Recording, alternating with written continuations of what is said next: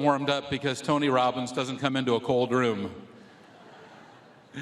First of all, I want to thank you, and with extreme gratitude, just say how much it means to all of us at SalesForce that you have come to this conference, Dreamforce, and it means a great deal to us. We are obviously here to educate you, to inspire you, to motivate you, but mostly we're here to listen to you, and we are also here to thank you.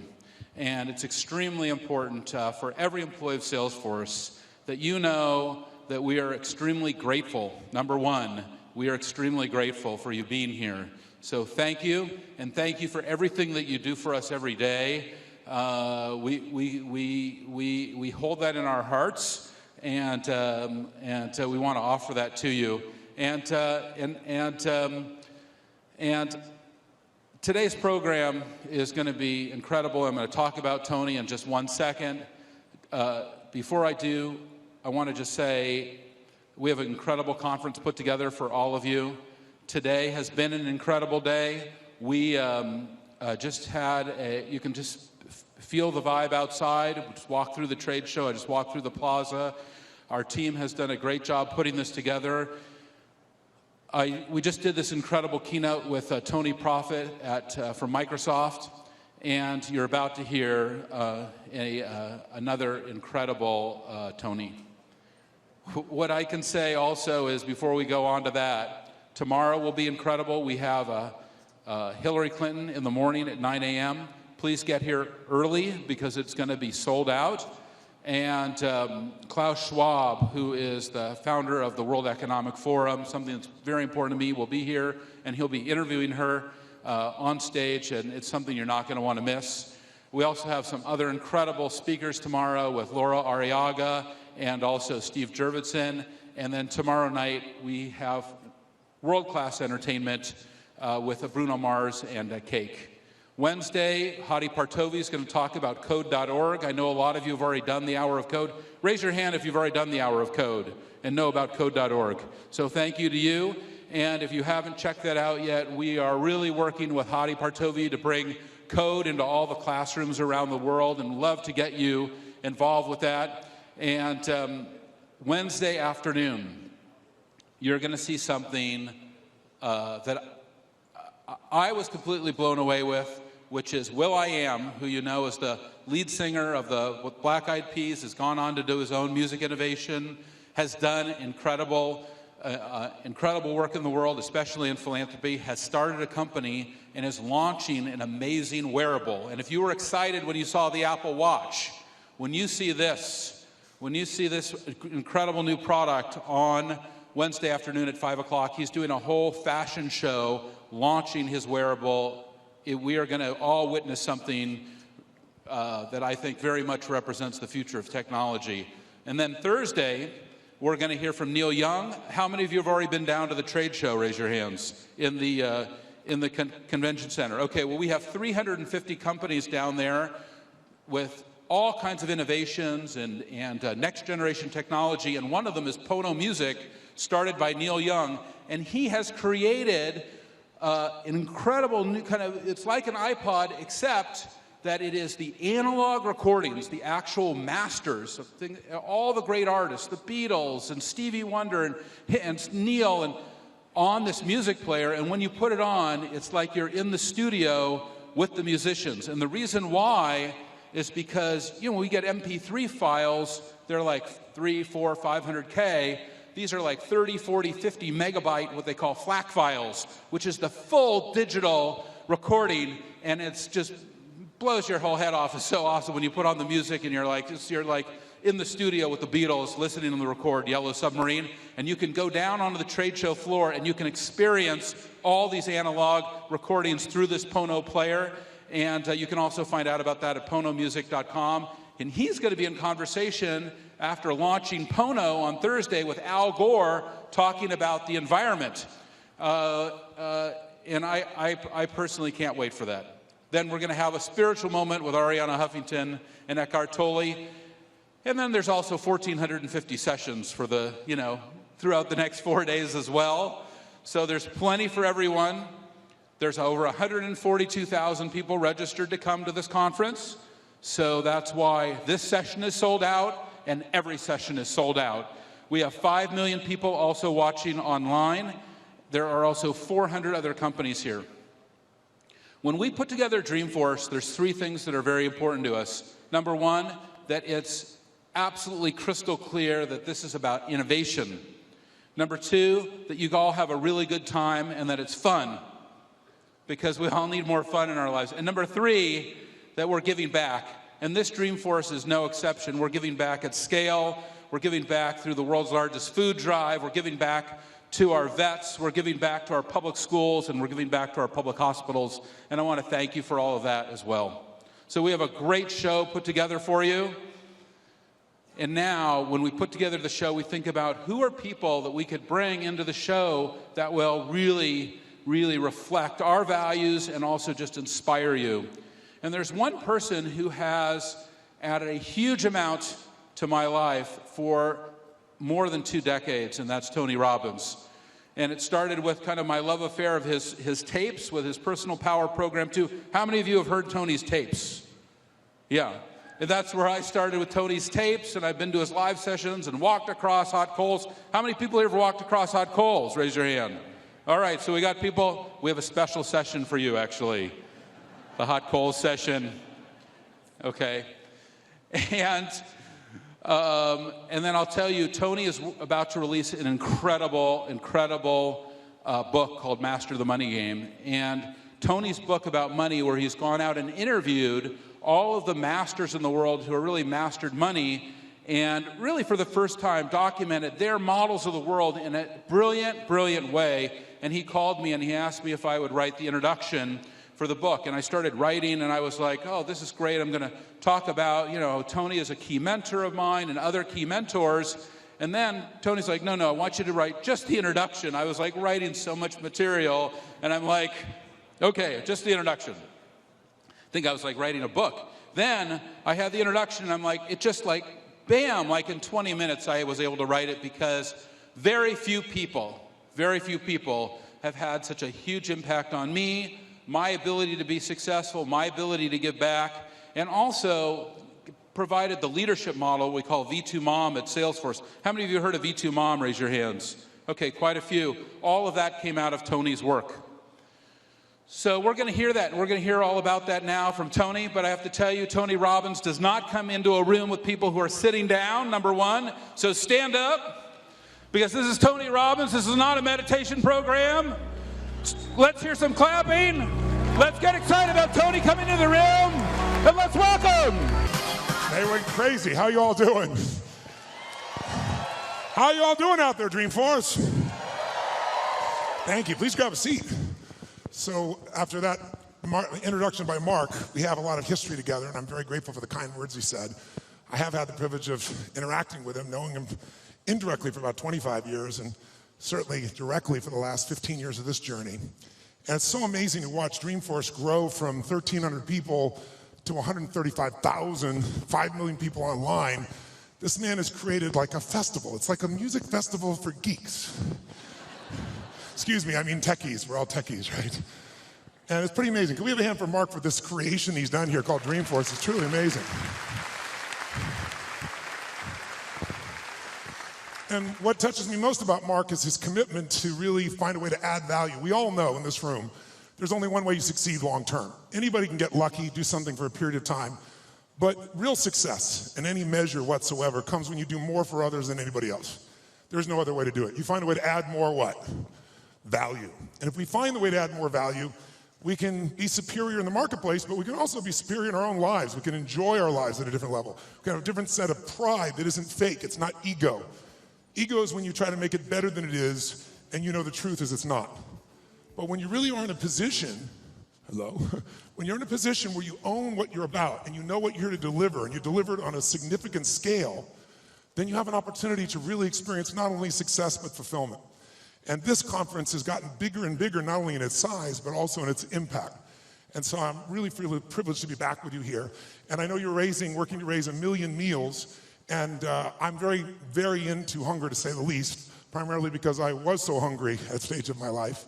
And my life was completely changed because when I was 11 years old, we had no money and no food. And we gotten used to that, but it was Thanksgiving, which makes it more emotional. And my parents were saying and doing things that after you say them, you can never take them back. And it was very profoundly painful, obviously, for myself as the oldest and trying to keep my brothers and sisters from hearing it. But it profoundly changed me because that day, something changed my life, and it was somebody simply coming and delivering food. And it wasn't the person, wasn't giving it, it was a delivery guy. And it wasn't a happy moment for my father. It was interesting. My mom and dad are yelling at each other. My mom's saying things to my father, you haven't taken care of us. Pretty painful moment. And the door happens, and I go to open the door, and there's this tall guy standing there with these big bags of food, and on the ground beside him, he had this pan with an uncooked turkey. And he said, is your father here? And I said, just one moment. And I sprinted to get my dad, thinking this was going to be the most euphoric moment you could possibly imagine. Like God had come by and surprised us, somebody cared about us, whatever you wanted to frame it. And my father came to the front door begrudgingly. When he saw the man, he got very angry. And he said, we don't take charity. And he went to slam the door. And the man was a very tall guy, and he put his arm or shoulder against it. It kind of bounced off of him. And he said, sir, this is not charity. Everybody has tough times. And somebody knows you're in need, and they want you to have a beautiful Thanksgiving. Please accept this gift. And my father got even more intense and started saying, I don't accept charity. And this time the man put his foot there and it bounced off of it. And then he said something to my father that I thought my father would hit him. He looked at my father and said, and he looked at me in the background and said, don't let your family suffer because of your ego. It was intense words to say. My father didn't know what to do. He grabbed the food, he slammed it down and slammed the door. And I tell you the story because everything in our life is controlled by 3 decisions. And those 3 decisions I'd like you to look at today because I really want to deliver for you. I didn't come here to do a speech. I love Mark dearly. I really want to serve you, and you all are giving the greatest gift you have, your time. You can get your money back, but you can't get your time back. And so I really want to serve you. And I think one of the most powerful things we could do to serve you is have you become clear of what the controlling force is that's controlling the quality of your life. And you and I both know it's not the amount of money in your pocket. It's not who you know. It's not even what you've been through. It's really the decisions you make moment to moment about a couple of different things. And the 3 decisions I made in that moment that I'd like to pull your attention to just real quick are, in this moment you're making these 3 decisions, by the way. The first one is, what are you going to focus on? In that day, my father focused clearly on the fact that he had not taken care of his family. And whatever you focus on, you're going to feel. In fact, many of us in this room, who's ever focused on something, you were thinking something horrible was going to happen, you experienced the pain of that failure or that challenge in your life, and then it never ever happened. Who's had this experience? Say, I. And if things aren't bad in your life, you can always think of shit that hasn't even happened yet and feel bad in advance. But many people do. Because whatever you focus on, you'll feel. Write it down. Focus equals feeling, because if you start to take control of your focus, you take control of your life. But that day, he focused on the fact that clearly he had failed his family, and that was the meaning. The second decision you make is, what does it mean? As soon as you look at something, think about something, focus on it, you gotta decide, what does this mean? Is this the beginning or the end? Is this punishment and reward?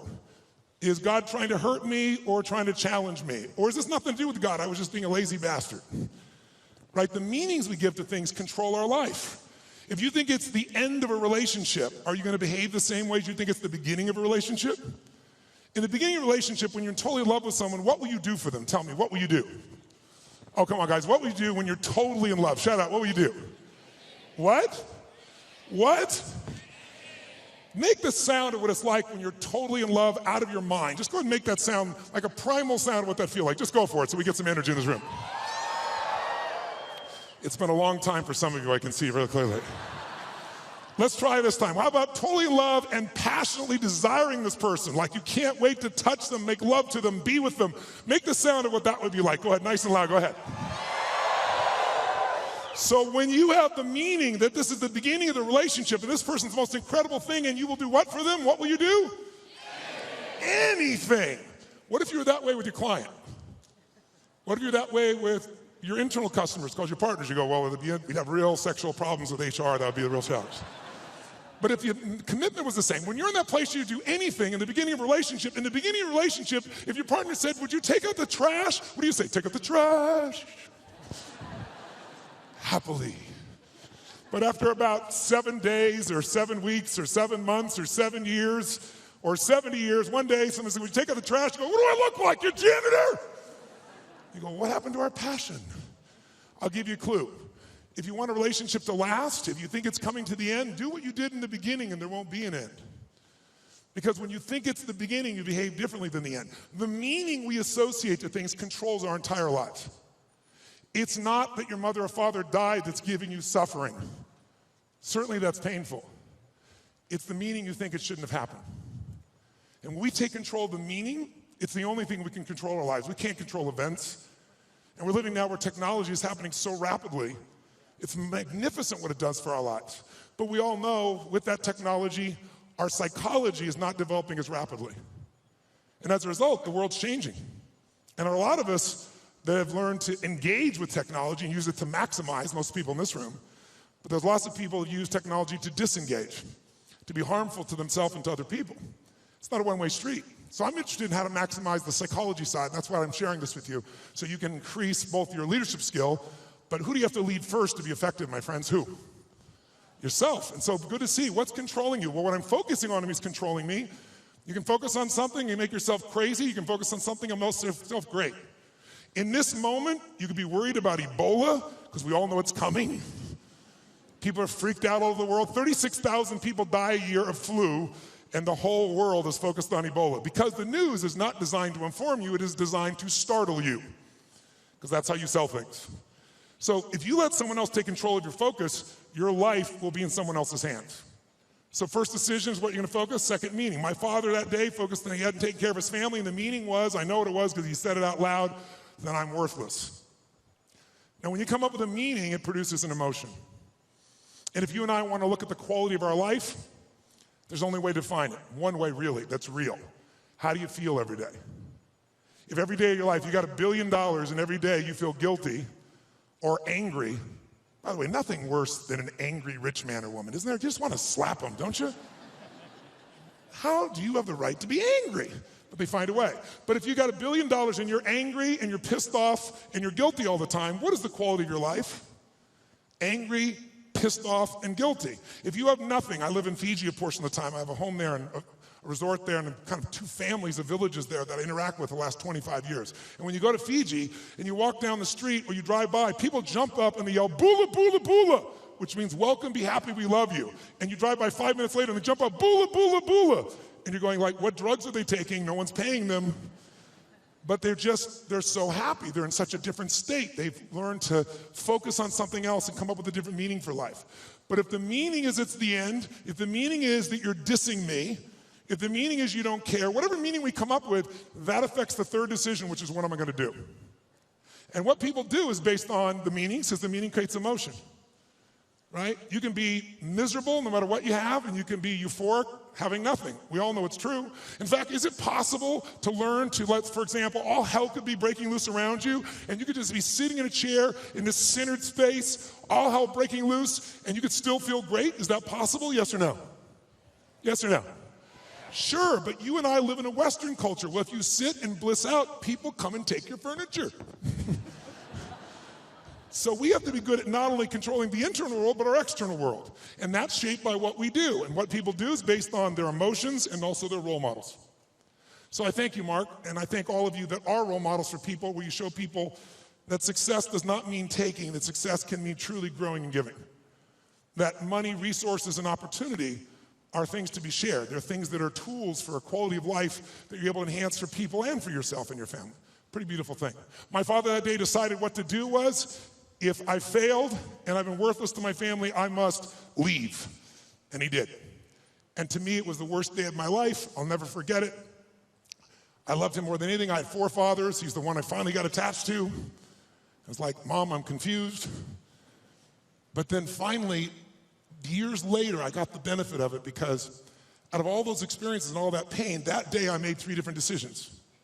First decision is I just decided to focus on something different than him, and that's the power we have. We get to decide what to focus on, and my decision number 1 is I want to focus on the fact there's food. What a concept. Pretty cool. But the most powerful thing to change my life was meaning. I said, what does this mean? Because my father had always said, my mother had always said, nobody gives a shit. Nobody cares. Don't care about anybody, they don't care about you. And that day I had physical evidence. Those you bringing food, I want you to know that's not just food. That's called love for someone. That's called hope for someone. That's called surprise for someone. And that day for me, I went, strangers care. And so I started caring about strangers. And I decided someday I'm going to do the same. So when I was 17, I had 2 families. It was like one of the most incredible experiences of my life. I went to the grocery store, I was all excited, saved up all my money, went to the manager and said, I want to feed 2 families, this is what I'm doing, it's not for me, give me a discount. And he gave me 10%, and I thought, cheap bastard. But I went out and I delivered this food, and ironically, I called this church, and I asked in the barrio, a particular place, where are some families in need? They gave me 2 names. I put on t-shirt and jeans. I wasn't going to be acknowledged. I also didn't want somebody to be insulted because I saw what happened to my father. And I wrote a note, said, this is a note from a friend. And I said, I just want you to know, we know you're having difficult times. Everyone does at times. And I want you to have a beautiful Thanksgiving. And please feel loved, take care of your family. And someday, if you can, do well enough to do this for one other family and pass it on. But love a friend. And I had it written in Spanish as well. And I'll never forget, first place I pull up, this rotten old van, stick shift van, that I borrowed from a buddy of mine, with all these bags of food. And I went into this place and got out, pulled up this little tiny building, really tiny, knocked on the door. And when I knocked on the door, this little woman opened the door. It was probably half my size, which is not hard. I'm 6'7", so she's like 5'2". And she looked up at me like this, and she saw the groceries, and she screamed. And she started grabbing my head and pulled it down and kissed me. I was like, no, no, no, delivery boy, delivery boy. And she goes, no, God gift, God gift, God gift. And she didn't speak English, so I handed her the note. She read the note, she crying again, started trying to kiss me again. I said, no, no. She goes, God gift, God gift. So I pointed, where do I put this? In this tiny little room. There's a table there, I put the food down, and I went over to get some more groceries. And when I did, 4 children come running out. And one hits my leg and wouldn't let go. And when they saw the pumpkin pie, it was over. And it was one of the most emotional experiences of my life because, first of all, this little boy just wouldn't let go. And I delivered this food, and this woman was crying and smiling. And I stayed there just to take it in for a few minutes, seeing them all. It was like going back in time. And then as I went to go leave, I couldn't speak Spanish, and she was like trying to say something in Spanish. I didn't know what to say, and it was Thanksgiving, so I said, Feliz Navidad. It's like, I heard the song, okay? And she laughed and laughed. She's crying and laughing. One of the more beautiful experiences of life, isn't it? When you can have both those experiences in your body simultaneously. And I remember I got in the van, and all the 4 kids were sitting on the bench here, and she's standing there waving, and I pulled and go in reverse, and I looked in the mirror, and as I looked in the mirror, I saw these kids there, and I saw Mom crying and smiling still, and then I lost it. I started crying uncontrollably. And I'm like trying to put the thing in gear, through tears come through my eyes, and I thought to myself, what? I mean, this is a beautiful thing. Why am I crying? And then I realized what a gift that day was. I realized that my worst day of my life was my best day. And my goal for you, if you don't already have it, my guess is you've already done it, knowing where you are in your world today, but maybe your second worst day, it's time to make a best day. Because out of every tragedy, out of every pain, it only gets healed when we find a deeper meaning, when we find there's a higher purpose in it. And I realized I wouldn't have been there that day. I wouldn't have that hunger to help somebody else if I hadn't had the hunger in my own soul at one point missing. So it's very personal to me. And I want to thank all of you that made the contributions. And I told Mark, and I've announced that I'm going to match the 1 million meals if you hit it. And I'm sure as hell expecting that you will. And so we'll get 2 million. And when I told that, then Mark said, I'll match that.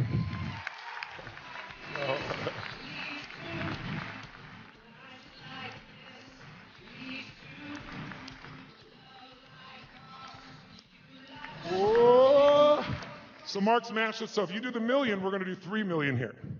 So that's the way to play the game, I think. Just raise the game together. And so I'm excited about what that possibility is. And I'm personally also, November 18th, I'm going to feed 50 million people. I've fed 42 million in my life. And the reason I tell you this, and I'll get off the soapbox, but I want you to just think about what's going to create meaning for you. Because money by itself won't do it. But impact will. And impact can be with your own child, spending more time with it. It doesn't have to be anything to do with contribution any other way. You can contribute to your own family.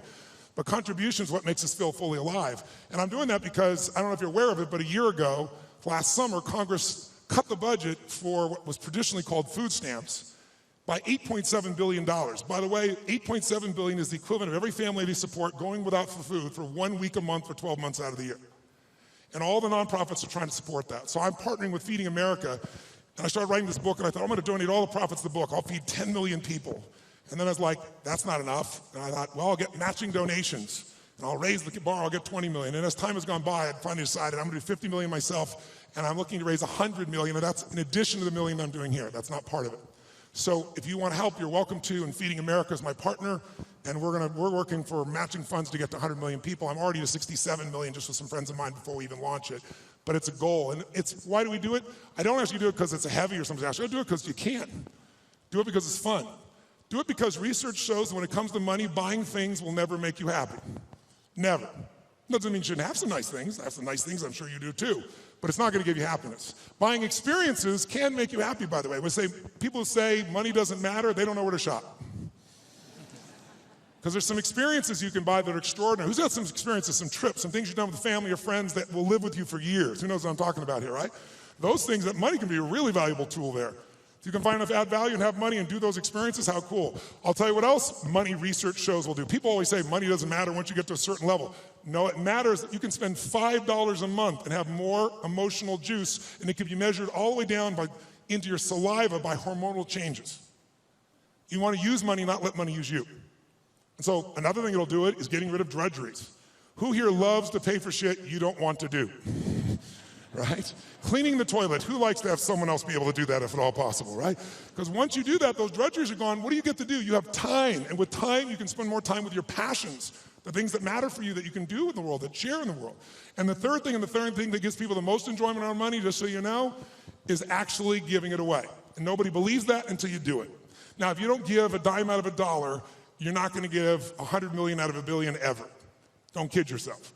So the place to start wherever we are. And if you do, I think you can find there's enormous enjoyment in that process. And I think you'll also find that if there's somebody you love, you do something for, it's even more. So that's why I'm here. And I want to now make sure in the time that you're here, let's kick this in gear and let's talk about 3 things that can truly change the quality of your life. Number 1, first of all, if you make new decisions about to focus on, try this just for a moment. Just for a second, take a deep breath in. Exhale and give it a moan. That was really pathetic. Let's try that again. Deep breath in, then make it a sexual moan and thoroughly enjoy it. Oh, that was much longer and deeper. I like that. That was good. One more time. Huge deep breath in and give it a moan. Now, one of the things that I want to talk to you about here tonight, this afternoon, is really simple. And that is, everyone here is in business, and there's a problem that all businesses have. We're in the most competitive environment we've ever been in. We went from, 500 million people being online to a couple billion people being online. And in the next 4 years, they're saying we're going to have 3 billion more online. That means this entire world is a bigger market. If you're the person that adds more value, it also means you're going to have more competitors than you've ever seen in your life. How many think the economic world that we're in today is going to stay the way it is? Raise your hand. Okay, one man on drugs, there's always one. Okay. How many think that the economic environment is going to go through seasons? We're going to have some more ups and downs as we adjust to what's happening in the world here. Say, I. Well, then if we know that, our goal, you and I as leaders, should be to anticipate that. In fact, everyone in this room is a leader of something, whether you're the leader of the company or whether you're a leader of a department or whether you're a parent or hopefully you're a leader, not a follower. If you're a leader, you've got to exercise that skill. And so I want to talk to you about that and one of the most important skills at that. But most people don't exercise that leadership because they're dropping behind in their skill sets. And I'll give you an example of what I mean. How many of you in this room, I want an honest answer, and I'd like you to yell the answer and raise your hand if you would, please. How many of you in this room have ever experienced the absolute total humiliation of playing a video game against a child? Scream I if you've done this experience. Oh, come on, let me hear you. What happens when you play the child? Who always wins? Come on, who wins? Always. Why? Is it because they're faster? Is it they're smarter, they're younger, their neurons are functioning at a quicker tempo? Here's how it usually works.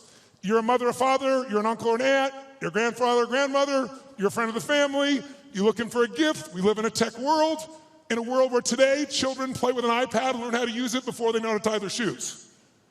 How different is that world? I was with Mark yesterday with his daughter for her 6-year-old birthday, and we're talking about things, and she's got these Legos, and a friend of ours says, oh, my 6-year-old goes on the iPad, searches on YouTube for videos on how to build cool stuff using Legos, and starts to study how to build all these structures. That's the world we're in that our kids are in at 6 years old. And imagine what else they're searching for and finding at 6 years old. It's a wild, wild world. So here we are with this technology, and most of us are not seeing what it's doing for us. So you sit down with this child who's high tech, you're not. Even the techies in this room aren't usually as gamers. I know there are plenty of gamers in the room, but there's plenty not. And what does the child do? The child says, oh, come on. You go, look, I'm not good at this. This is for you. Come on, uncle. Come on, auntie. Come on, mom. Come on, dad. It's my birthday. It's Christmas. They use the guilt approach, don't they? And what do you find? You finally break down. Okay. Now you should know you're being set up when they go, you go first. Right? And they go, look, it's really simple. You just shoot. You just shoot these guys and it all drops down. And you think, okay, I'm going to show this little bastard I can do a thing or two here, right? Take out the gun, you're and you're dead in 2.3 seconds. Whose experience this? Say I. Now what happens to the child? And about 45 minutes later, you get your second turn. Am I right? And then you're really pissed. You're dedicated. You're devoted. You're focused. You're going to take this thing out. You last 4 seconds and you're dead. Out of the side of the head. The kid. 45 minutes again. Who's had this experience? Say I. Why does the child always win? Is it because they're faster? Is it because they're smarter? Is it because they're stronger? No, it's because they played this game before. As a result, they have the secret to success. They know the road ahead. And if you know the road ahead, you have an incredible power called anticipation. Anticipation is the ultimate advantage. See, winners, leaders anticipate, losers react. The reason you get beat is you don't know where things are happening, so you're reacting. Reaction is always stressful. And yet so much of our life is predictable if we just were to study it, not be caught up in our day-to-day. It's predictable the challenges you're going to have in your relationships, or with your kids, or with your body, or with your job, or with your economics, or with your mother-in-law or father-in-law. These are predictable. And if you were to anticipate these things and put a strategy in place, you could take it all out and have the quality of life that you deserve. In business, it's everything. Those that anticipate, those that lead, and then there's those that follow. The followers are the reactionaries. So the more we can anticipate, and you can't anticipate and lead unless you first learn how to lead yourself at a different level. And so I'd love to have you just see that if you and I can start to take control of our focus, and we can start to take control of the meaning of our lives and make something really that meaning that empowers us, because look, what's wrong is always available, isn't it? There's always an Ebola, a bird flu. There's always something that's going to kill the entire human race tomorrow on TV. And then there's your life. What's wrong is always available, and so is what's right. And you have to take control of that focus, because otherwise you become the follower and you get to live your life. Even though you're a smart person, we're all smart, but it's easy to get led astray by everybody else's focus, isn't it? And then all of a sudden let them create the meaning for us. And then all of a sudden we're settling for a life far less than what we desire or deserve. So my approach is really simple. My approach is to say, let's you and I, just for a few little time we have here, and by the way, this to me is a little time, a couple hours, 2.5 hours, I guess, at this stage. Because kind of the minimum length of seminar I do is 50 hours, 50. And you go, are you kidding me? I don't like to hear myself talk. I like to see people do things so often they build muscle, not just thoughts. And so one thing I'm going to ask you to do in a few minutes is we're going to go from this passive mode that you're in right now into full engagement. Because if you get fully engaged, it's amazing what you can accomplish and do. When you're partially engaged, you get a little bit of result. When you're disengaged, we all know what you get, nothing. And we live in a society where most of us are so overwhelmed. There's so much information. We're not having any problem with information. We're drowning in information, but we're starving for wisdom. And so we got to separate it out. And so one way to separate it out is I'd like to talk to you about 3 things that can help you increase your performance and your life. Because what I'm obsessed by and have been for 37 years is what can increase performance for an individual or an organization. But also I'm equally obsessed about what's going to make somebody fulfilled. Because who's had this horrible experience? Who here has ever achieved your goal and then your brain said, is this all there is? Who's had this experience here? Say I. And that's worse than failing. At least when you fail, your brain can say, I can figure this out and do it again a new way. But when you succeed and you're miserable, you're basically technically screwed. So what I want to make sure that you and I do is we set ourselves up to be able to win. So there's 3 things I'd like to walk you through. 1, I'd like to walk you through how to the competitive edge that's going to get you both the performance you want at the highest level, and also the fulfillment you want. Because if you want to know my view, I can tell you there's 2 master lessons in life. Lesson 1 is the science of achievement. If you want an extraordinary life, If you want a magnificent life, which by my definition has nothing to do with me, it's life on your terms. Some of you, what's an extraordinary life? It's having a cool little company. For some of you, it's having a big billion-dollar company. For some of you, it's not a company, it's 3 wonderful children that you totally love and adore and spend time with. For some of you, it's poetry. For some of you, it's making a difference in the environment. It's different for all of us. It's life on your terms. But if you're gonna have an extraordinary life, you need to master, number one, the science of achievement, which most of you are damn good at or you wouldn't be in this room, right? You know how to go from where you are, have a vision, make it real. Speeding that up, that's my business.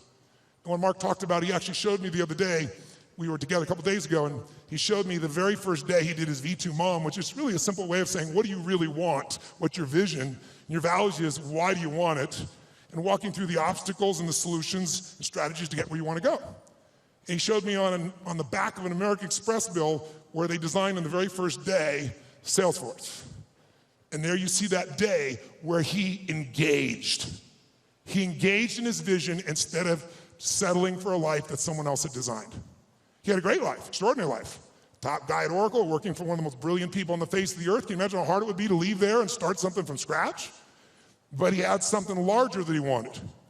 So how do you do that? How do you get yourself there? You gotta understand the science of achievement. But I know so many people I get the call from, most successful in the world, business person, politician, leader of some sort, economic leader, financial trader, and they call me up and they want me to change something in their business, but I know what they really want. They really want to find fulfillment still. Because success without fulfillment is the ultimate failure. Who's with me on this?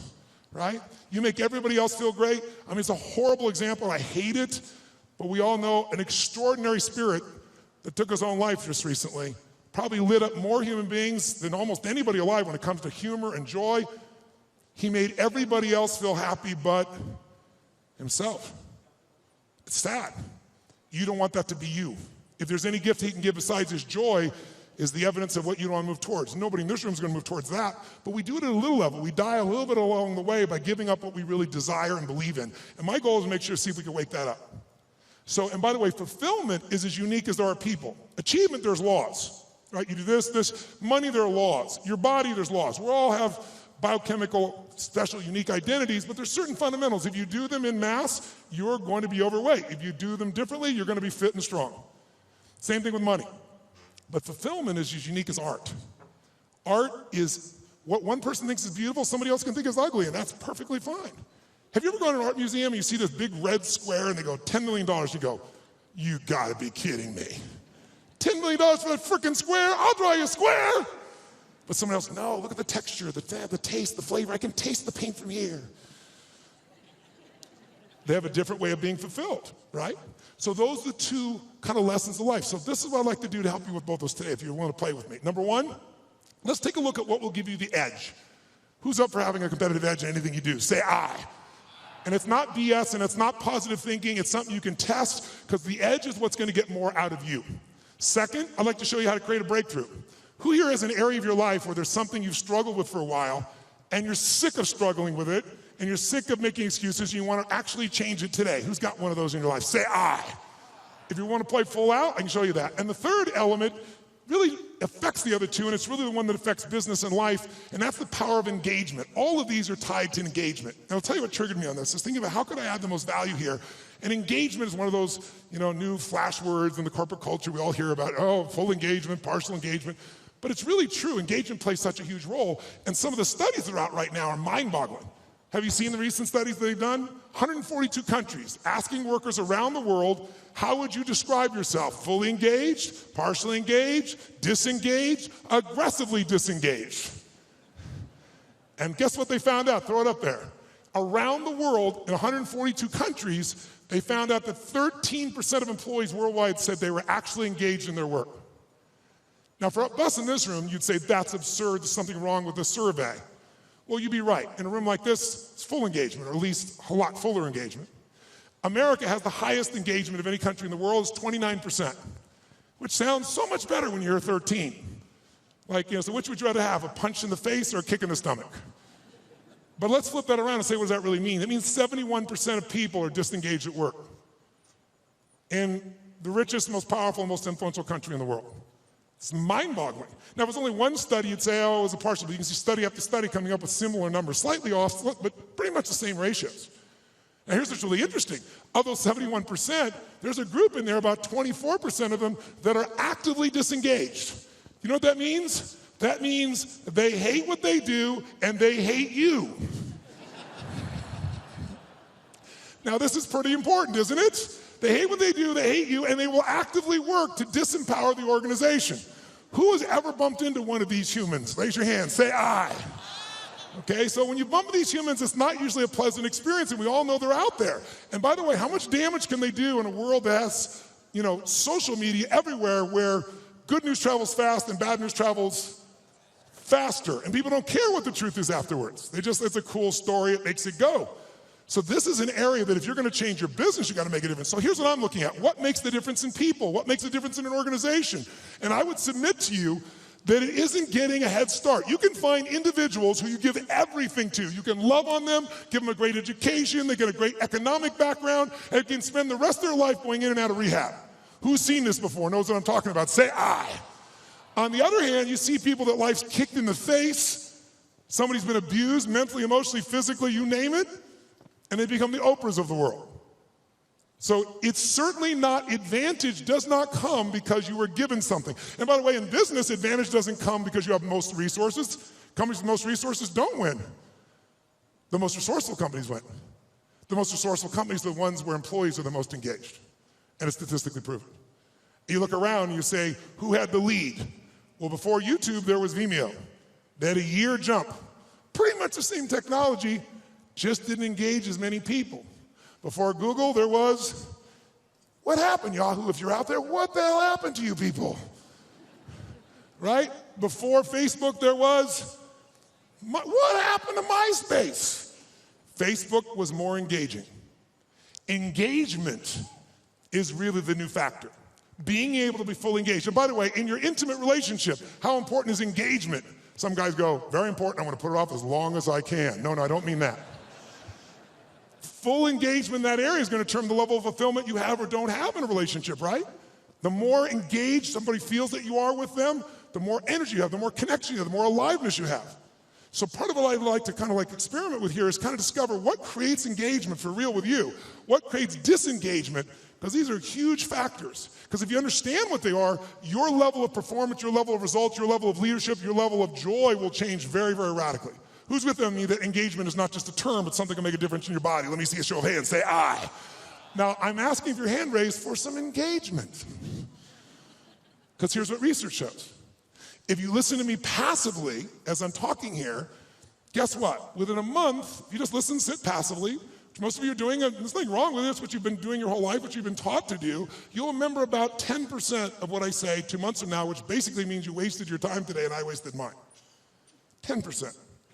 How many came here because you want to learn something, do something, change something, make something stronger or better? Say I. If that's true, then if all you do is take notes, which I don't see anyone barely doing, thank you very much, a few of you. I stand corrected. Then nudge the people on either side. What's wrong with you, bitch? Come on, where's the notes? Right? Because I don't know anybody who's got that great a memory. In my entire life, I've kept journals. Because here's what I learned early on. Writing it down, if I never look back and read it again, the physical act of writing it down drives the grooves deeper. Repetition is the mother of skill. You look at anyone who's masterful, why are they masterful? Why can LeBron James do what he can do? Because he's done it a few million times, right?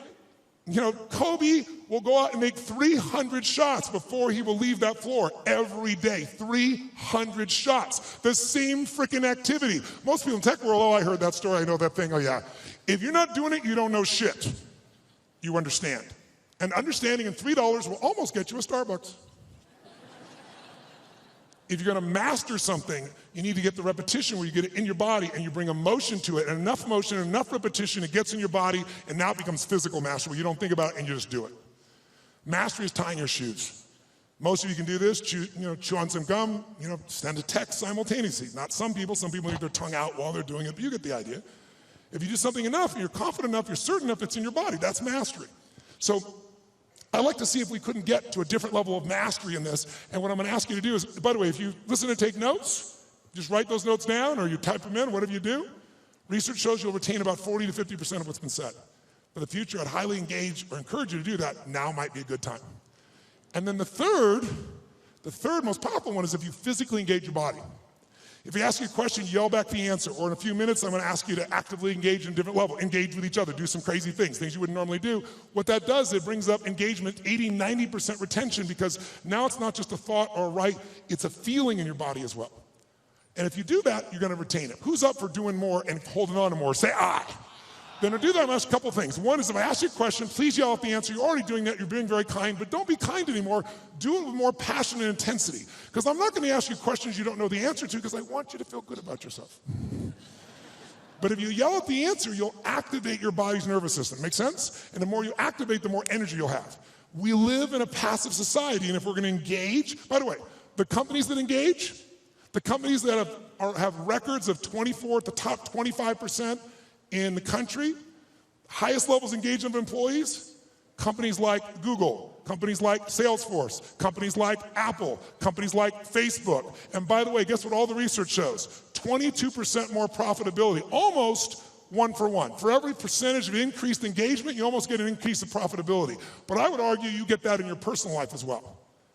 The more engaged you are, the more the other person will become engaged. You want to get somebody engaged? You get engaged. Think about it. Everyone in this room is a leader. What's our job to do as a leader? Our job is maximize resources, right? How do we take whatever resource and get more out of it? Ourselves, other people, our economics, our business, our technology. That's the job of a leader. But you can't maximize resources if you don't have full engagement. So I'd like to see if we could increase that. And so one simple way of doing that, increasing that engagement, is to start with us. Because by the way, are you going to engage other people if you're not engaged? Yes or no? Yes or no? Are you going to be able to touch other people if you're not touched? Are you going to move other people if you're not moved? And so, by the way, here's the problem. How many of you wake up, you have certain days you wake up and you think to yourself, today, I don't want to talk to any people. Who in this room has days like this where you don't want to talk to anybody here? Say I. Oh, come on, say it with some energy, I. But as a professional, you got to do that most times. And if you fake it, do people feel it? So I want to show you some ways to change it. But here's the reward of engagement. If you can become a person to engage others, you will now become an extraordinary leader, not a mediocre or good one. As far as I'm concerned, good is the enemy of great, as corny as it sounds. So think about it. I'll give you an example of this book that I did. I did this book because back in 2008, I felt like I was back in my childhood. Everybody around me was suffering. And I hate suffering. Most of the skills I develop is because I want to take somebody else suffering and take them to a place where they have joy and aliveness and health and vitality and abundance or whatever I can do to help. And so I've got the guy that cuts my hair, my barber, is like, his kid can't go to college. He's lost half of what he's got to do. A billionaire client of mine is no longer a billionaire, and he's feeling equally bad, he thinks, but suffering is suffering in somebody's mind, right? And so I thought to myself, something's got to be done. And like most of us, somebody's going to do something. In 2010, when things actually got worse and the system wasn't changed, I started reading everything I could read, started watching everything I could watch, and I watched a documentary called Inside Job. Anybody here see Inside Job? If you didn't see it, it was Matt Damon did the documentary on it, and it won the Academy Award. And it actually walked through systematically and showed how the entire world economic experience, our entire economy as a world, was almost destroyed by a few people, and they identified who they were, how they did it, they documented it all, and then they showed what happened to them. And what happened to them, does anybody know? No, not nothing. Nothing would have been a reward compared to what they should have got. They were actually put in charge of the turnaround. And they were given your money and mine. We were taxed so they could put their money back where it belonged. So at the end of this film, depending upon your personality, if you haven't seen it, I should warn you, you'll have one or two reactions. You'll either be very depressed or very pissed. I was on the pissed side. I was so angry, and I thought to myself, nothing's been done. This is insane. And something's got to be done. I thought, everybody says something can be done, but what can I do? And I thought, you know what? I've got access. For 21 years, most people think I'm a happy, bouncing around, positive thinking, screening guy on an infomercial from 20 years ago, but I have continued to grow. Not taller, hopefully. But in all that time, for 21 years, I've coached Paul Tudor Jones, who's one of the top 10 financial traders in the history of the world. He's a man who's made more money than almost anyone on earth, along with George Soros and a few other names you may know. But Paul's really unique in that Paul found himself in a position that in 1987, when the stock market crashed, the largest percentage in a day still to this day, He made 20% when the whole world was losing everything. He made 200% that year for his clients. Just unbelievable. And then it was like the guy that walked on the moon. What do you do if you walk on the moon? You see that, you look at that incredible view of the earth. It's you seeing it, it's not a photograph. You come back to the earth, you shake the president's hand, you have a ticker tape parade. Now what do? And a lot of those astronauts, if you know the story, actually became depressed because they didn't have what I call a compelling future, something to look forward to. So Paul had a little fall back, and I was called in to turn him around. Came in and started studying everybody around him, figured out what it took to do it, and built a strategy to put him back in state. He's been successful and made money every year for 21 straight years. Every single year. There's no one in his class that's done that. No one. Pretty amazing. I was with him to give example. We were together back, if you remember, in the tech bubble of 2000. It blew up. Paul made money. Right by him, side by side. Every single day. He's emailing me every single day. I'm talking in some ways, communicating, or I'm going to see him every 3 or 4 months to be there in person to make sure we keep tweaking the system. I'm not there to be a positive thinking coach. He didn't need that crap. I'm a prepare for anything coach. How do we figure out the strategy? I've always been a strategist. I've never believed in positive thinking. I never told people you should go to your gym or go to your garden, better yet, and chant, there's no weeds, there's no weeds, there's no weeds, there's no weeds. I'm like, here's the weed, let's pull it out. That's what I do with him. 21 years. 21 years includes 9/11. And when the whole markets are blowing up, making money. 21 years includes everything we saw in the subprime crisis, making money. It includes when we all went through the drop in gold, those were associated to it not long ago. So I've been there with all those pieces, and I got a chance to learn from this guy side by side, and I've been able to contribute to him in a significant way. So I got access. So I decided I'm going to go find a way to interview the 50 most influential, financial, brilliant minds on the face of the earth. Not people you read on the internet, not people on television screaming at you what to buy and telling you to go to some mythical mutual fund that gives you 12% every year and it doesn't exist, but the real guys and the real ladies that do it. But how are you going to do that? How? I'm going to call up to Tony Robbins. I'd kind of like to come interview you. You're worth $27 billion, and I'd like your time. You have to engage people. So I'm going to show you some ways to do that. I'm going to tell you, when you can engage people, there is no limit to the resources you can access. If you want real wealth, wealth is access to resources. It doesn't have to own them all, just access to them all. You can do whatever you want, go wherever you want to go. That's real wealth. And you can do it if you can engage people. And engaging people is finding a way to meet their needs, not yours. If you meet their needs, your needs can be met as well. And it can be done in a way that has integrity and love and vision and creativity, and it can truly be a synergy. Now, I'll give you some examples of it just for 2 seconds, then we're going to do some things that engage this so you get the sense of its value. One of the first people I called on was Carl Icahn. Carl Icahn is a very gentle soul. He's a man who has a hard time expressing his true feelings about things. Who knows who Carl Icahn is? So you got a sense here. He's worth $27 billion. He has made more money. In fact, on the cover of Time magazine, they called him the master of the universe because Kiplinger did a little study and found out Warren Buffett is not the most profitable person you could have invested with. Carl Icahn is. In the last 14 years, you would have made 1,600% with Carl Icahn. 75% overall in the S&P with the ups and downs, right? Net, I'm talking about after inflation. If you had invested with him in 1968 in his company, you'd have an average return of 31% for all these decades, doubling your money every 2.6 years. If you're with Warren Buffett, you get a mere 20%. This is an amazing guy. He agrees to the interview. I use every tool I got. I get there, and the first thing he does is he throws out my camera crew. Nope, I don't want this camera crew. I don't want this. I don't want the lights. I don't want this. Like, well, dude, you agreed. I don't care. I changed my mind. Get him the hell out of here. I'm master of the frickin' universe, don't you understand? So I said, okay, no problem. Let's do the audio. My audio team goes, no audio. I said, what am I supposed to do? He goes, you got a pen? Come on, you got 10 minutes. 10 minutes? All my interviews are supposed to be 45 minutes. The average one went 3 hours. How? Engagement. I figured out how to engage these people, and I found something inside of them that really wanted to give. Not to me, they got what the mission was to other people. And I got them telling me things nobody tells them. Jack Bogle, been in the business 63 years, showed up for 45 minutes, 4 hours later left his office. And afterwards he wrote a quote for it, and he said it was the most probing, most intense interview you had in 63 years. Provocative and probing is what he said.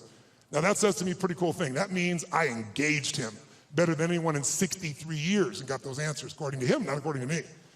Pretty cool. I went to a guy named Ray Dalio. How many of you know who Ray Dalio is in this room? Look how few people know Ray Dalio. Ray Dalio has been called the Da Vinci of investing. He's been called the Steve Jobs of investing. But most of you never hear of him because you couldn't access him in a million years. But if you're president of the United States, if you're head of the Fed, if you run China, you know who he is. And I'll tell you why. To work with Ray, first of all, for the last 23 years, he's made 21% per year compounded before fees. Through all those environments. Unbelievable. But here's all it takes to work with Ray. You need a $5 billion net worth. And $100 million is the initial investment, and that was 10 years ago, and now he won't take your money no matter how rich you are. You're talking to him, and he gets a phone call, and it's the Prime Minister of China who wants some coaching. A large hedge fund might be $15 billion. Ray's $160 billion. I got a hold of Ray. Part of what happened with Ray was he'd been a fan of mine, it turned out, for about 20 years. But what I did, I spent 15 hours to be ready to engage him. 15 hours of total immersion so I could pitch and catch with him. So I didn't just talk, I could do it back. He wouldn't just throw the ball, I could throw it back to him. And guess what? At the end, he has built something over the years called his all-weather fund, which is designed to make money no matter what market you're in. You don't have to know the markets. He said, what if I die? Someday I will. How will my kids have money? How will my philanthropic areas have money? Here's what I'm gonna do. I'm gonna figure out why a balanced portfolio doesn't work in 2008 or 2000. And everything we've been taught about finance is wrong. And the Da Vinci of investing figured it out and has done it for himself for a decade and a half, and he tested it back to 1925, and it just makes money in any environment. So now his clients get to do it. Not the 1%, not the 0.0, the 0.001%. So I'm sitting down with Ray and I get him to explain how it works, and at the end, we're engaged 3 hours into it, and he tells me how this works, and I said, this is beautiful, but I'm doing this, so I'm not doing this for money, I'm giving all the money away. I want people to have answers. And you just got done saying the average person going to the wealth manager will never work. They can't possibly do it. They might be sincere, they might even put their money in the same place they put you, but how many gold medals have they won, he said. Those are the only people that win. There's only a few. It's a giant poker game with a few winners. So you just said they're not gonna win with anybody else. So I said, this is worthless without knowing the exact recipe. How much in this, how much in that, how much in this percentage, whether I got $1,000 or 20 million, 200 million. He goes, Tony, that's my secret sauce. That's what $5 billion and 100 million used to get you. I said, yeah, but you won't take anybody's money now. He said, yeah, and I said, you're giving away half your fortune with 14 billion. You're a giver. Help a guy out, give me the secret sauce. And he goes, it's really complex, I can't really just share it that way. I said, I know it's complex, but I'm a pretty smart guy and I'm good at simplifying. I believe complexity is the enemy of execution. That's what it is. You gotta make it so simple, people do it. Complexity is the enemy of execution. So I'll get it simple, you get it to me, I'll make it simple. He goes, well, it uses leverage. I said, give me one that doesn't leverage, that anybody could do. They could do it with ETFs. He goes, well, I don't know what that's gonna look like. It won't be perfect. I said, your worst plan is gonna be better than anybody else's best plan. And then he this moment of engagement, this magic moment, he opens up and he goes, okay. And I'm writing like crazy. I got the video camera going. I'm feeling this vibration in my body. I left so excited, knowing it was something special, but not knowing what it was. But that formula, I took it to Hightower, $30 billion asset company, and said, test this, 30 years, 40 years, 75 years, how's this done? Over all that time period, in the last 30 years, it lost money 4 times. Made money every other time, and the 4 times, one of the losses was 0.003. So it really practically lost money 3 times. You know what the average loss was? 1.9%. But the average gain, just under 10, all in. The largest loss in 75 years, it's been right 85% of the time, the largest loss was 3.95, as that was 2008. Less than 4% when the rest of the world, from top to bottom, lost 51%. It's in my book, by the way. And so a bunch of my partners are like, hey, this is a business. Don't put that shit in the book. And I said, you know what, it is a great business. We can help people do it if they want to do it, but it wasn't offered in that spirit, so it's there. I tell you this because I want you to understand, with engagement, you can get anything. But engagement, I want you to define it, I want you to experience it. And so what's the first thing that allows you to engage somebody? What's the number one thing? Right now, if I said to you, what is it? How many think Mark is a fairly engaging guy without blowing smoke? How many have to say this guy's pretty damn engaging? Say I. What makes him engaging? What makes somebody you find engaging? What makes them engaging to you? What is it about them? Think about it. Say it out loud. What makes somebody engaging? They're positive? What's that? Eye contact makes somebody engaging. She's talking about another level of engagement. I can feel it right now. What else creates somebody engaging? Come on. Smile. What else makes them engaging? Energy. passion.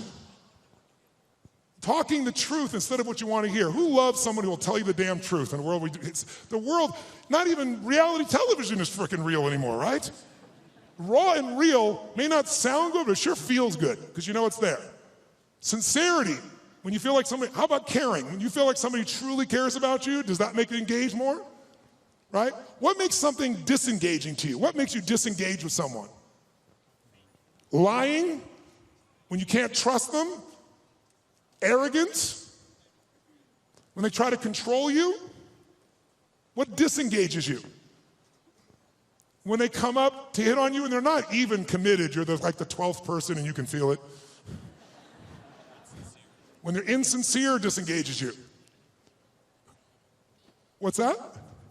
When the communication or the relationship is one-sided, totally disengages you, doesn't it?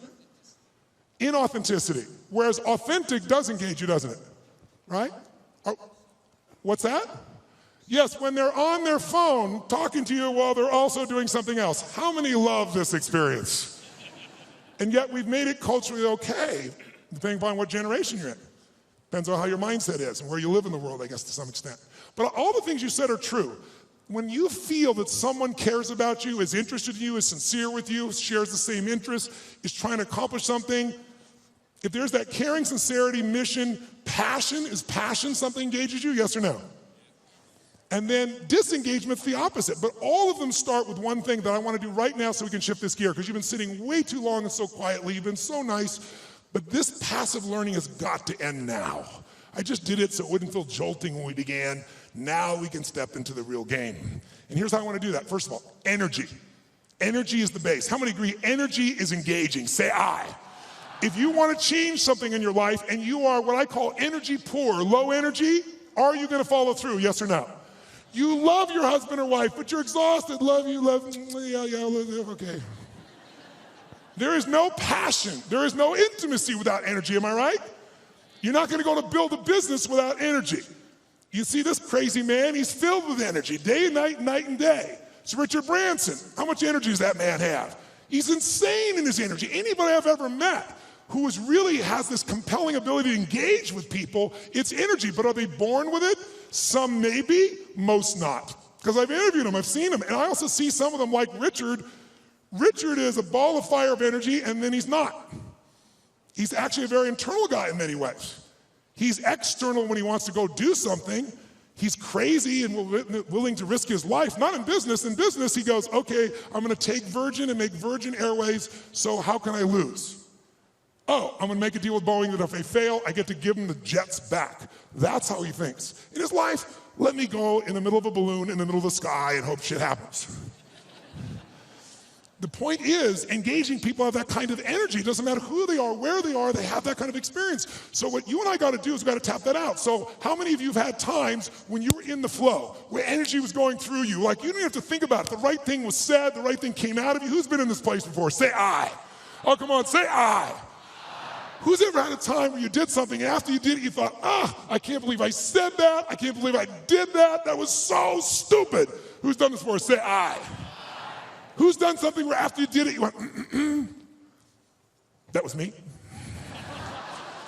I don't know how I did that shit. That was cool shit. Who's ever impressed yourself? Say I. Now you're the same person. How come in one situation you're an idiot, the other one you're brilliant? Who's ever forgotten how to spell your own, or how to remember, let's say, your own email or your home phone number, or how to spell a difficult word like the? Let me see your hands here.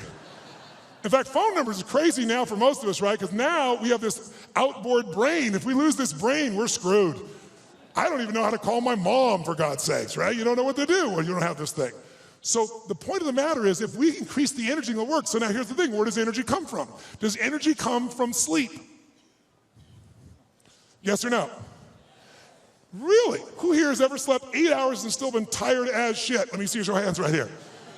Okay, so that wasn't it. Right? Is it food that gives you energy? Really? Really? Thanksgiving's coming. I know what you're going to do, right? You're going to get to Thanksgiving. It's about giving thanks. You're going to take care of this nurtured body of yours. You're going to say, no, give me the vegetables, a little this, a little that, right? Now, what do people do at Thanksgiving? What do? Eat everything within reach. And when you're totally stuffed and you can't have another bite, and you say, I'll never what? I'll never eat again. And somebody goes, pumpkin pie? And you go, okay. Come on, who knows what I'm talking about here? And by the way, what happens after? You feel like going for a run? What do you want to do at the end of that meal? Tell me what. Who here has ever fasted for 5, 6, 7 days or more, gone on a fast? Does your energy increase or decrease as you no longer eat? Which one? Increases massively. So if it's not food and it's not sleep, don't get me wrong, those are useful, then what is it? The answer is it's psychology. It's a mindset.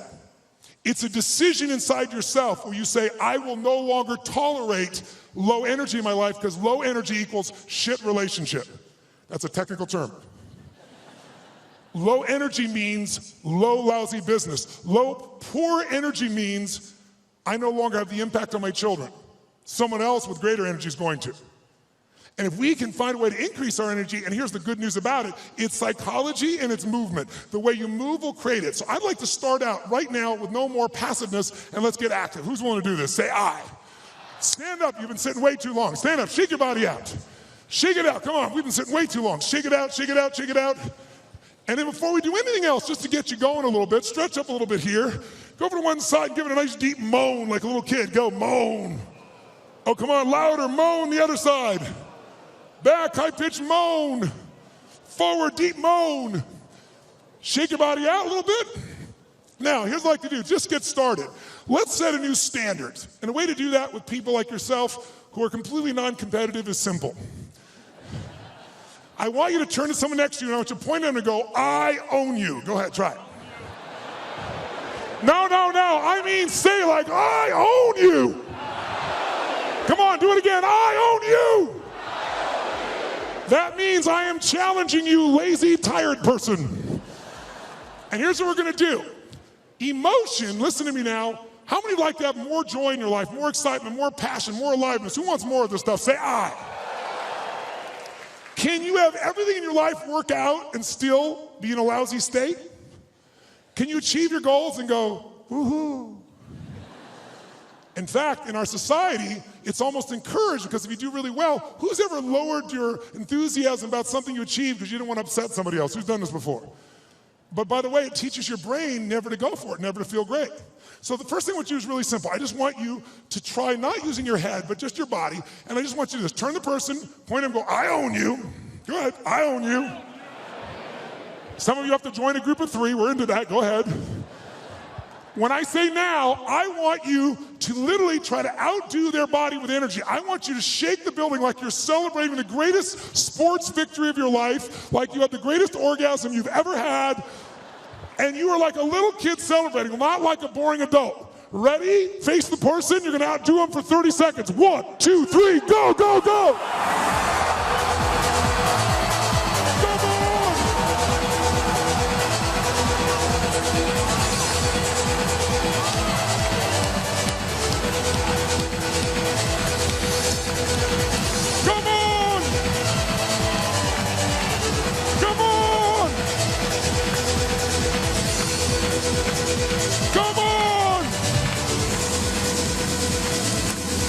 Oh, yes. Now, high five your partner and say, you rock, baby. Now, does that feel better, yes or no? I got a question for you. When you feel better, do you treat other people better or worse? When you feel better, you perform at a higher level or a lower level? When you feel better, you're a better lover or a lesser lover? Good. Now, here's what I want you to understand. If you and I can train ourselves to make our nervous system play at a higher level, and that becomes our standard, then all of a sudden, it'll feel effortless. But in the beginning, it's like lifting a weight. It feels stupid. It feels like, what is this weird crap? But I'm not into that. I'm not into positive thinking. I'm into results. Who's with me on that? Say I. And every great athlete knows how to put themselves in state. Every great musician knows how to put themselves in a state. We need to be able to do it. And if you try to do it with your mind, you'll succeed sometimes and you'll fail others. Because your brain is always circulating, can always rationalize something, right? But the body, used effectively, can change it all. So I'd like you to try something real quick. If you're a leader in this room, how many consider yourself a leader in what you do for a living? Let me see your hands. I figured almost everybody. So if you're a leader, that doesn't mean other people follow you, by the way. It just means you live life on your terms. You don't settle for less than you can do or be or share or give. So if that's your mindset, then you got to say, okay, if I'm really going to be a leader in my life, then I need to own my energy, my certainty. I can't just wait till I feel good to do things. I got to be able to get myself to feel good, and not phony and not fake. So I'd like to show you as a leader, your skill as a leader, your number one skill that makes you a leader is your ability to influence. Is it true? And who do you have to influence first? That's right. If you can't influence you, you're going to influence somebody else. But your ability to influence the thoughts, the feelings, the emotions, the behaviors of other people. If you do that, then you will be able to engage the world and yourself. So how do we do that? Well, to influence other people, hear me now, to influence other people, you have to know what already influences them. If you try to get your kid to clean the room the way it would work for you, I promise you it probably doesn't work that way for them. Everyone's different. But there are some universals, and one thing that influences all of us is our state. If you're in a pissed off state, if you ever had a friend do something nice and you're in a pissed off state and you snap at them and you feel bad later on, it was just the state you're in, who knows what I'm talking about here? Say I. So we need to train ourselves to be in a better state. And the second thing that affects what we do long term, besides our state, that's what affects things moment to moment, is we all have a set of beliefs or expectations, or we might call it a blueprint for how life's supposed to be. When life is in alignment with our blueprint, we're happy. We're not, we're upset. Sometimes there's nothing wrong with life, we just need to update our blueprint. So for this brief session, let's start with just changing our state, and let's learn something about how your brain blueprints things. So I want you to try something with me. Take your hands out like this, and when I say now, I want you to bring them together like this. When I say now. Thank you. All right, ready? Now. Ready?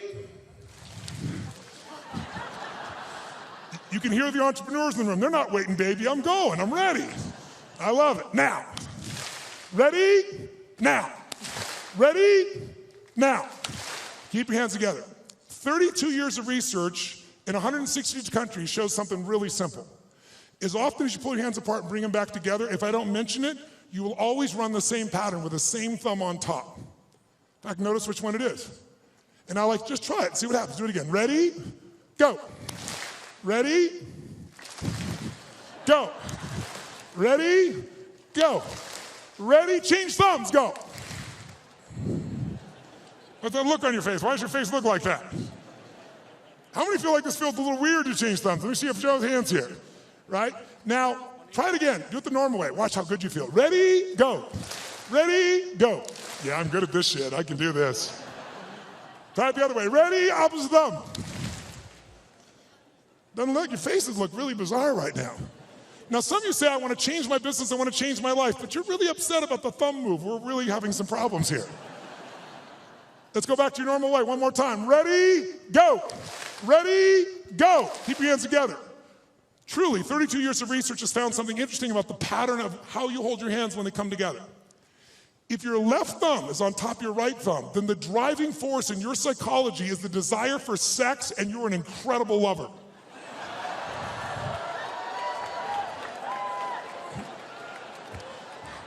I saw that man change thumbs. I saw you change thumbs.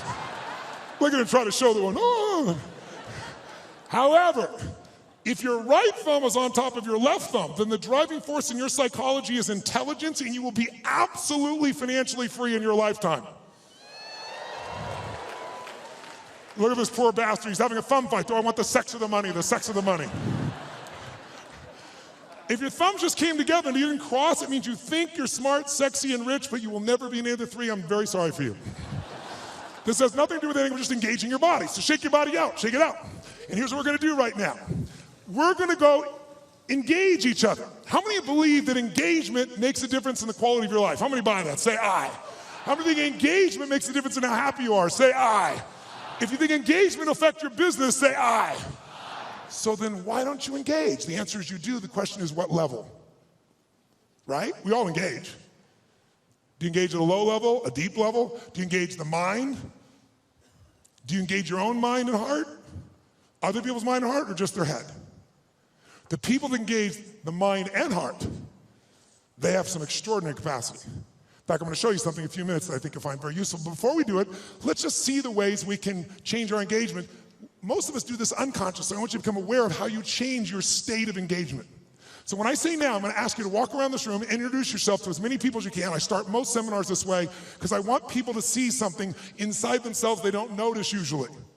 And that is when you go to introduce yourself, though, I want you to do it in a very specific level of engagement. I want you to go up to people where you're really not wanting to engage. You're just doing it because you should and it's polite, but it kind of annoys you. Who knows what I'm talking about here? So when you walk up to them, I want you to literally walk up to them like you're doing this because you have to, but you really are annoyed by this. Like, this is a stupid exercise. Why should we have to do this shit this guy Robbins is saying?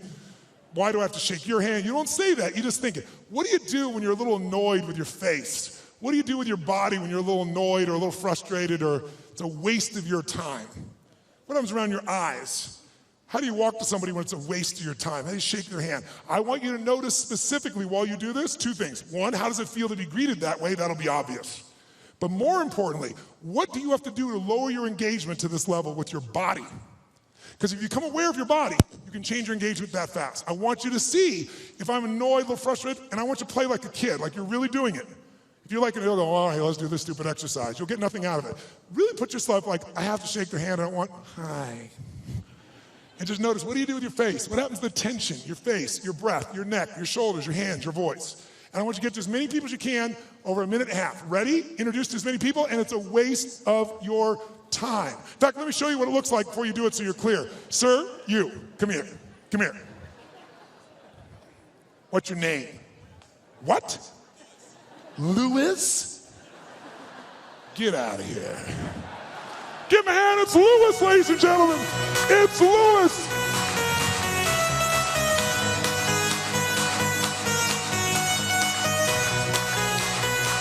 Oh, all right, get to as many people as you can now. It's a waste of your time. See what you do with your body. Go. Stop. Freeze. Wherever you're in the room, freeze. Shake your body out of that state.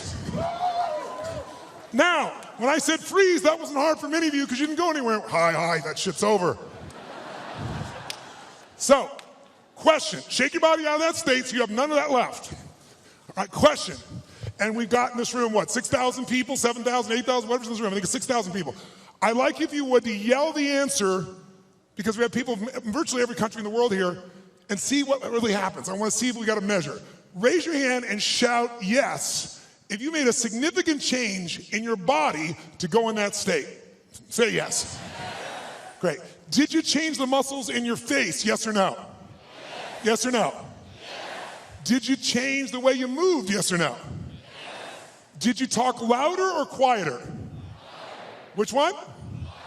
Did you talk faster or slower? Which one? Did you go straight for him or did you hesitate? Which one? Now, by the way, I could go through 20 of these, and if you notice, every country in the world, I think, is represented in this room. Every belief system, every background, every sexual preference, every spiritual preference. Everyone in this room is different, comes from all kinds of places. Every one of you to feel this way are doing the same things. Because the one thing that's universal in engagement is if you engage your body one way, you're going to feel like shit. Another way, you're going to feel incredible. But if you're unaware of it, you let the environment control you. Become aware of it, you can take charge. Like knowing the buttons to your brain. How many follow? Say I. So that's what that one does. Now let's contrast it to a totally different state of engagement. Who's ever wanted to engage with somebody? A man, a woman, a person you wanted to employ, somebody, a client you wanted to gain, and you wanted to engage with them, but you were afraid they wouldn't engage with you fully. You're afraid they'd reject you, and that fear was really strong and held you back. Who's had this experience before? Say I. Good. If you don't raise your hand, you lie about other shit too, so I understand that. So here's what I'd like you to do. When I say now, I'm going to ask you this time to greet people in a different level of engagement. I want you to greet them as if you're deathly afraid they're going to reject you. But to do this, I want you to be like a little kid again.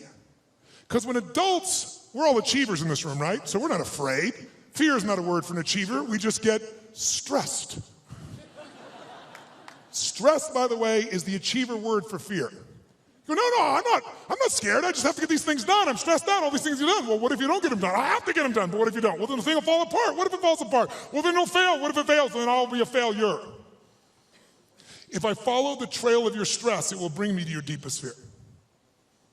So if you own your fear, you can figure out where it is and I can show you how to change it in seconds. And when fear is no longer around, fear is your only enemy. Because when fear's not there, nothing stops you. Who's with me on this? Say I. But we don't call it fear because that doesn't seem cool to us. We're all adults. But kids, will kids show their fear? Oh yeah.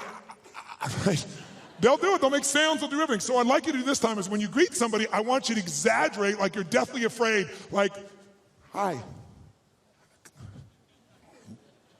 How you doing?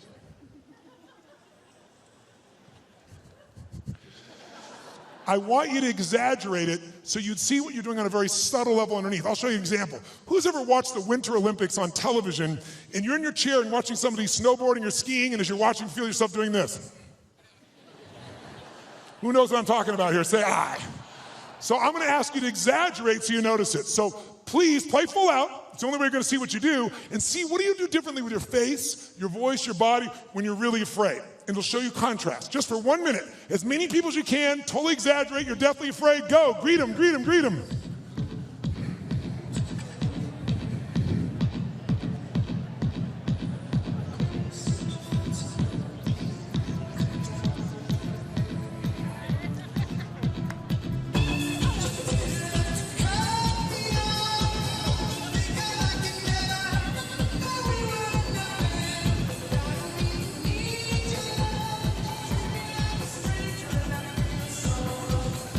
Okay, stop. Shake your body out, shake your body out. Now, nice and loud, did you use your body differently to go in this state, yes or no? Yes. Did you use the muscles in your face differently, yes or no, please? Yes. Say it again. Yes. Did you talk louder or quieter than you were annoyed? Which one? Quieter. Faster or even slower? Did you go for them faster or hesitate even more? Yes, was there tension in your body? Where? Yes. Now notice, you're hearing the exact same answer from me. I didn't tell you to do that with your body. I told you to be afraid, but you did the same thing with your body. We're all unique, but you have this gift that our Creator's given us called the nervous system. Use it one way, you'll feel afraid. Use another way, you'll be annoyed. Use another way, you can feel incredible. So let's find that. Shake your body out one more time. Shake it out like a little kid. This time when you go to greet people though, how many of you in this room own your own business? Let me see your hands. Own your own company. Let me see your hands. How many of you are leaders in a company where you have to lead and influence significant numbers of people? Good. How many of you in this room are parents? Let me see your hands. Good. How many of you in this room have a relationship with a human? Let me see your hands. Then this shit will work for you. So here's what I want you to do. This time when you go to greet somebody, I want you to do this. I want you to greet them as if, whether or not they like you or not, in the first 3 to 5 seconds of meeting you, is going to determine whether or not they do business with you or not, which is going to determine whether or not your kids eat next week. Okay? By the way, human beings never judge another person in the first 3 to 5 seconds of meeting them, would they? Would they? So if they, and some of you don't have kids, so let's make the game more intense. If they don't like you in the first 3 to 5 seconds of meeting you, then everyone you care about dies like pigs in hell. That's all. That's all it is. Okay? That's how important. Let's see if you use your body differently if everyone you care about's on the line and they gotta like you in the first 3 to 5 seconds. Ready? Go, go, go. Oh, yes. Now, shake your body out. Does that feel better, yes or no? Yes or no? Did you use more of your body or less of your body? More of the muscles in your face or less? More of your voice or less? Did you talk louder or quieter? Faster or slower? Did you hesitate or go straight for them? Did you touch them?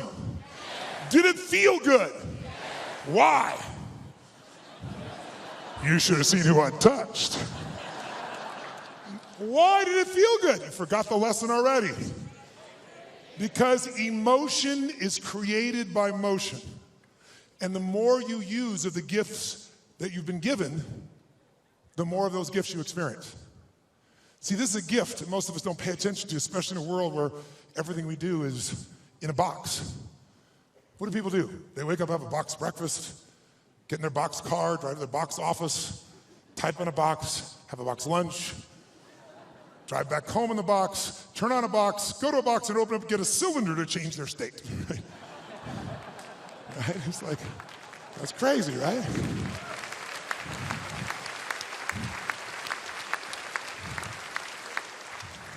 But if you and I use our body differently, we're going to think and feel differently. Do you feel more engaged or less right now? Which one?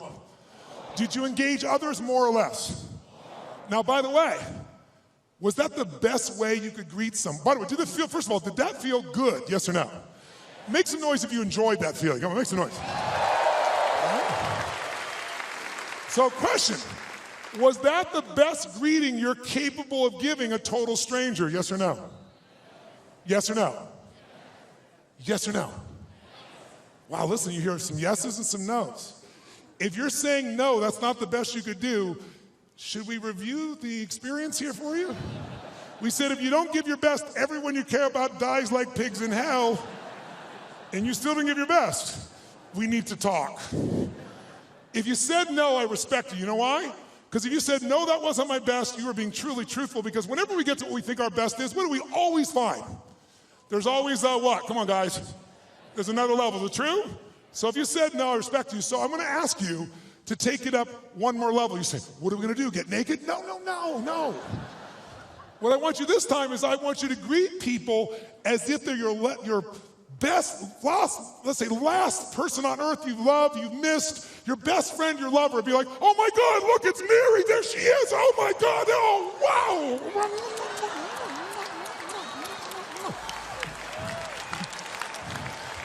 I want you to greet people like they're your long-lost lover or best friend. Ready, go, go, go. Let me hear you, come on.